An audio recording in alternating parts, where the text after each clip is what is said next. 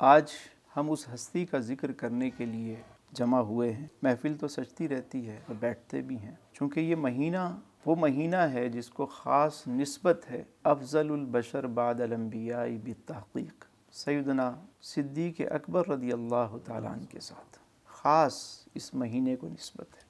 اور سیدنا صدیق اکبر رضی اللہ تعالیٰ عنہ وہ ہستی ہیں کہ جن کی زندگی کا ایک ایک لمحہ، ایک ایک پل عشق رسول میں گزرا۔ ان کی پوری سیرت کا آپ مطالعہ کریں تو ایک ہی بات آپ کو سمجھ میں آئے گی، وہ یہ کہ انہوں نے اپنا اوڑھنا بچھونا تمام چیزوں کو، اپنی ذات کو، اپنے ہر عمل کو حضور سے منسوب کر دیا۔ متاع حیات یہی رکھی۔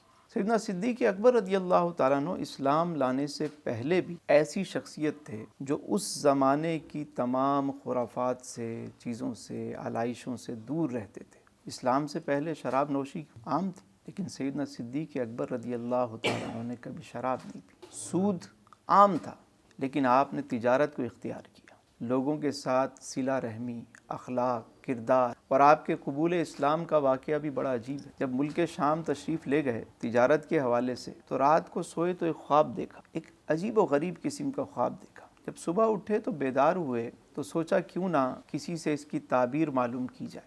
قریب ہی ایک راہب تھا، اس کے پاس گئے اور اس سے کہا کہ مجھے میرے خواب کی تعبیر بتاؤ۔ اس نے جب پورا خواب سننے کے بعد وہ کہنے لگا کہ تم کہاں سے ہو؟ تو انہوں نے کہا کہ میں مکہ المکرمہ سے ہوں۔ کہا مکے کے کون سے قبیلے سے ہو؟ کہا قریش قبیلے سے تعلق ہے میرا۔ تو راہب نے کہا یہ بتاؤ کرتے کیا ہو؟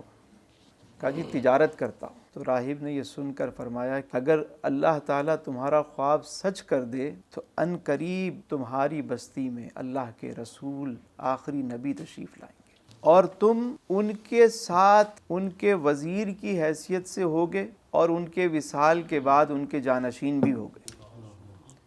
سیدنا صدیق اکبر رضی اللہ تعالیٰ عنہ نے یہ خواب کسی سے بیان نہیں کیا۔ دن چلتے رہے، آگے بڑھتے رہے، آپ نے کبھی اس خواب کا تذکرہ نہیں کیا، خاموشی اختیار کر انتظار کرنے لگے۔ ادھر مکہ المکرمہ میں چونکہ حضور علیہ السلام سے آپ کی دوستی بھی تھی، ایک تعلق بھی تھا، قرابت داری بھی تھی، حضور علیہ السلام نے اعلان نبوت فرمایا۔ جب اعلان نبوت فرمایا تو حضرت ابوبکر صدیق حضور علیہ السلام کی بارگاہ میں حاضر ہوئے اور عرض کی یا رسول اللہ کہ اگر آپ اللہ کے نبی ہیں تو نبوت پر کوئی دلیل مجھے بتائیں، کوئی دلیل دکھائیں۔ اگر آپ نبی ہیں، آپ یہ دعویٰ کر رہے ہیں۔ تو حضور علیہ السلام مسکرائے اور آپ ان کے قریب ہوئے اور فرمایا اے ابو بکر کیا وہ دلیل کافی نہیں جو تم نے ملک شام میں جو خواب دیکھا تھا، کیا وہ دلیل کافی نہیں؟